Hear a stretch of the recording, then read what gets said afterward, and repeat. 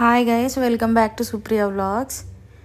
ఈరోజైతే కొన్ని రోజులుగా కొన్ని ఎపిసోడ్స్ చూస్తుంటే ఈ బిగ్ బాస్ మీద, ఈ సీజన్ మీద కొద్దిగా ఇంట్రెస్ట్ పోతుంది. అంటే పెద్దగా ఎంటర్టైనింగ్గా ఏం లేదు, అండ్ విన్నర్ క్వాలిటీస్ కూడా అంతగా ఎవరిలో లేవు.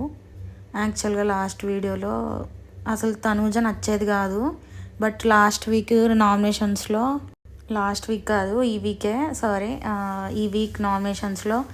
అందరూ తనుజని టార్గెట్ చేశారేమో అని నాకు అనిపించింది. బికాజ్ అందరూ తనుజ విన్నర్ అని అర్థమైపోయింది. అంటే వచ్చిన వాళ్ళు హింట్స్ ఇవ్వడం, లైక్ ఇంకా వైల్డ్ కార్డ్స్ వాళ్ళకు కూడా తెలుసు, ఆల్రెడీ బయట చూసి వచ్చారు కాబట్టి తనే టాప్లో ఉంది ఓటింగ్లో అని చెప్పి.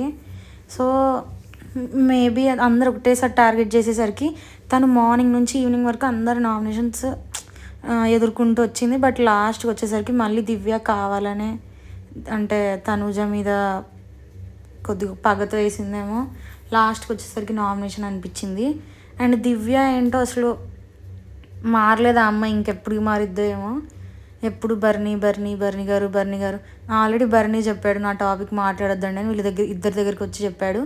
అయినా మళ్ళీ ఆ పాయింట్ మీద నామినేషన్ వేసింది తనూజని. ఇంకా ఏం చెప్పాలో తెలీదు. కొద్దిగా ఈ ఎపిసోడ్లో ఈ వీక్ నామినేషన్లో మాత్రం తనూజ పాపం అనిపించింది. అండ్ ఈ బాండింగ్లో ఏంటో కానీ బర్నీ ఇంకా మారలేదు. ఆయన అయితే వెయిట్ నుంచి వచ్చాక ఫస్ట్ డే మాత్రమే కొద్దిగా అలా ఉన్నాడు, అంటే కొద్దిగా స్ట్రిక్ట్గా ఆడదాం అన్నట్టు. ఇంకా తర్వాత నుంచి మళ్ళీ సేమే దివ్య అంటూ.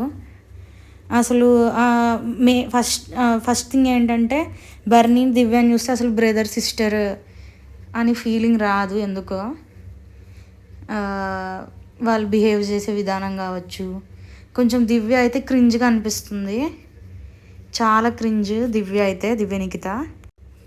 బర్నీ స్టార్టింగ్ అవాయిడ్ చేయడానికి ట్రై చేశాడు, కానీ ఈమె ఇంకా అవాయిడ్ చేయకుండా ఇంకా కావాలని వెళ్ళడం, మీరు నన్ను అవాయిడ్ చేస్తే నేను తట్టుకోలేను అని చెప్పడం కొద్దిగా ఓవర్గా ఉంది.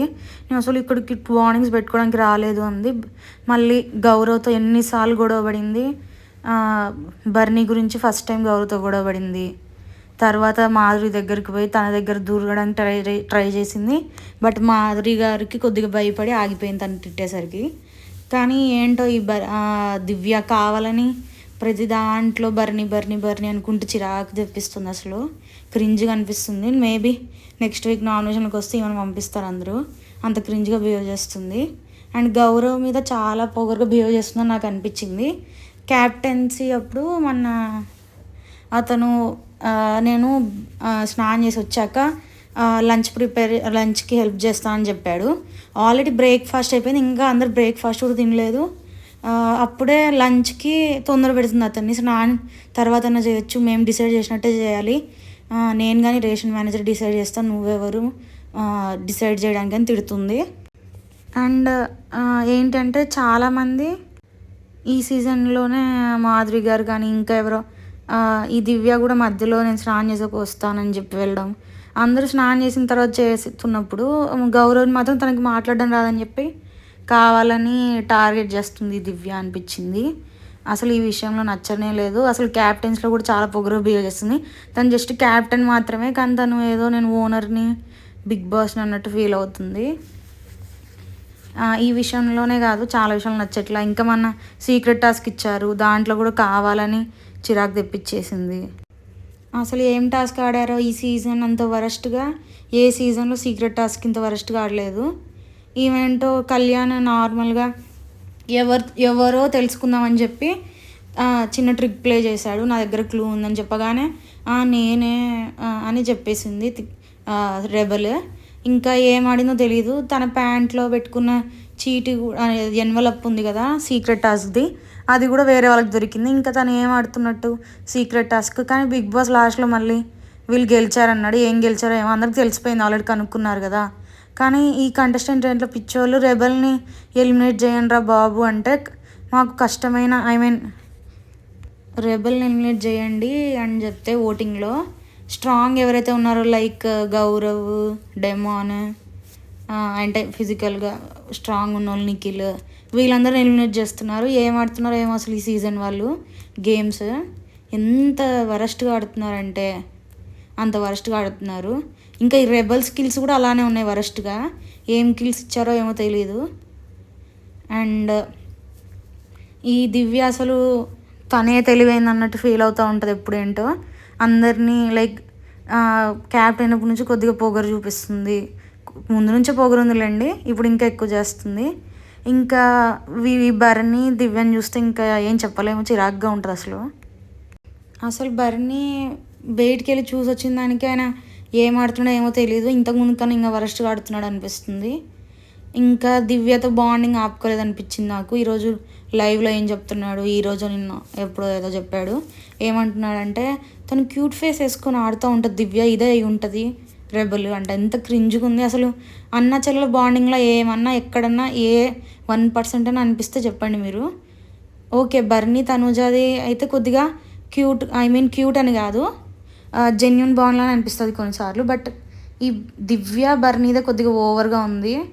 ఆ అమ్మాయి ఏజ్ ఏంటి, ఇతని ఏజ్ ఏంటి, అసలు వాళ్ళ బిహేవియర్ ఏంటో.